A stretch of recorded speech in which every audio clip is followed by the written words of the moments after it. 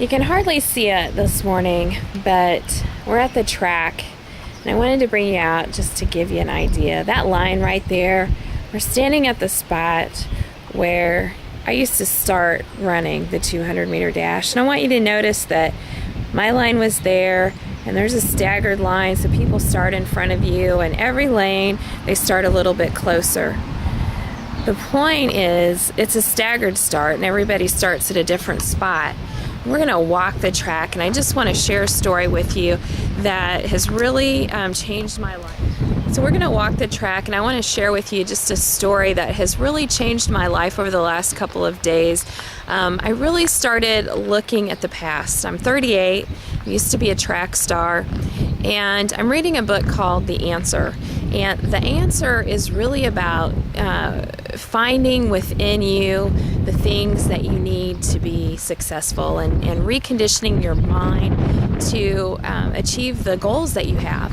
One of the parts for doing this is called neural reconditioning, and it has you associate a winning moment with your new affirmations, with your new goals and the things that you want to put into your non-conscious mind. And I'll explain that in some training later, but I just wanted to bring you out here today because this is the memory that I had.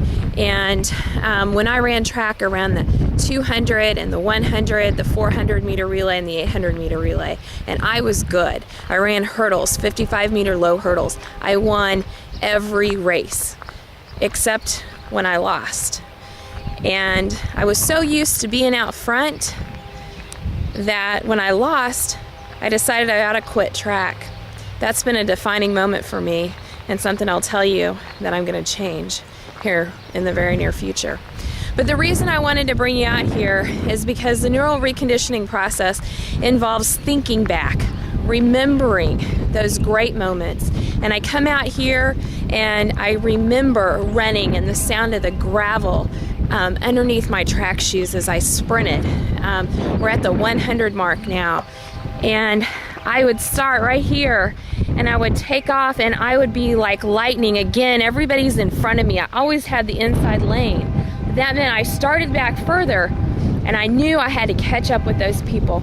And I would I would run this track, and over in the distance where those tree stumps are now used to be where all the bleachers would be, and the people would be there yelling for me, yelling my name, and they would be rooting me on. And just hearing that and having that adrenaline as every step went faster and faster and faster. As I rounded this corner, everyone was becoming equal, and I was surpassing the people who had started off in front of me.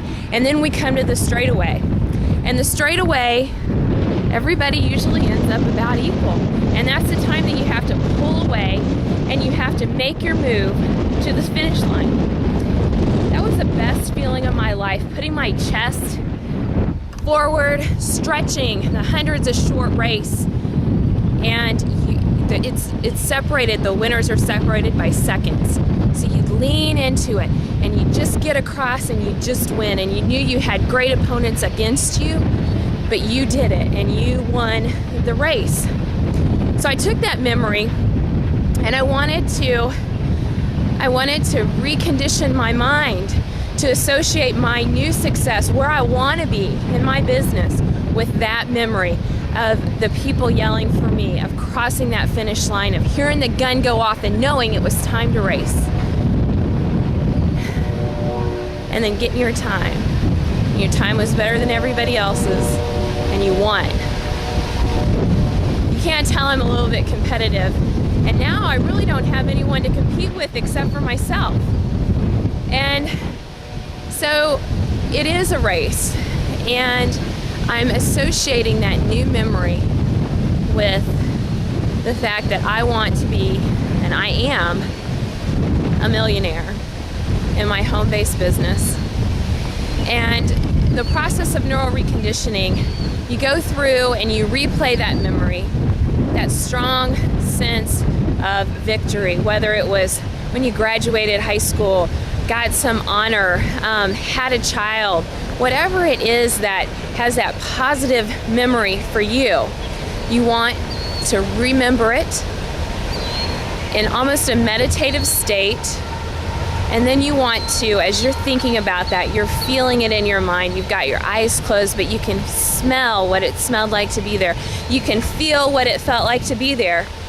Then you repeat to yourself your affirmation over and over and over again. And your mind will relink those thoughts, those new thoughts, with the vision of the wonderful memory you had in the past. And that's the power of the brain. We just crossed the 100-meter mark. We just won the race. And we're getting ready for the next one. And this time the race is with yourself. The race is to be the best that you can be. And that's what I'm going to do. That's what I'm doing every day, is striving to be the best that I can be. Now let me tell you another story. Like I said, I ran track and I was always number one until I lost. And then something happened. Suddenly I wasn't running ahead of everyone. Everybody wasn't on my heels. I was looking at someone's back. And I decided I didn't want to run track anymore. It was maybe too hard. Maybe I wasn't talented enough. But really, when you think back on it, I was just lazy. And I didn't realize that when you hit a wall, that it takes training and it takes dedication and it takes motivation, and that's where the inside drive comes for you to overcome those obstacles, for you to go from being second or third to being number one. It's the tenacity, it's the drive, and it's the vision to achieve your goals despite the obstacles. It's easy when you're running out front. It's not so easy to come from behind. So what I'm going to do is, I'm in the process of getting back in shape as an athlete anyway, and I decided this last week that next year, 1 year from now, I'm going to run the 100 and the 200 meter dash in the Show Me State Games. I don't know if I'll win. Quite frankly, I've had 3 knee surgeries. I have not run for quite some time, and it doesn't matter to me.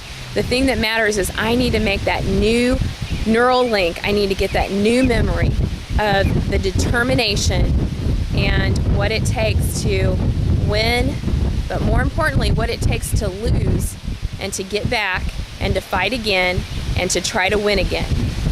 And so I'm not sure what the date is, but June of 2011, I'm going to run in the Show Me State Games, and then I'll come back to you guys and I'm going to share with you the lessons that I've gotten over the last year. And I believe that this is going to be the driving force for my success. Thanks for sharing with me these great memories.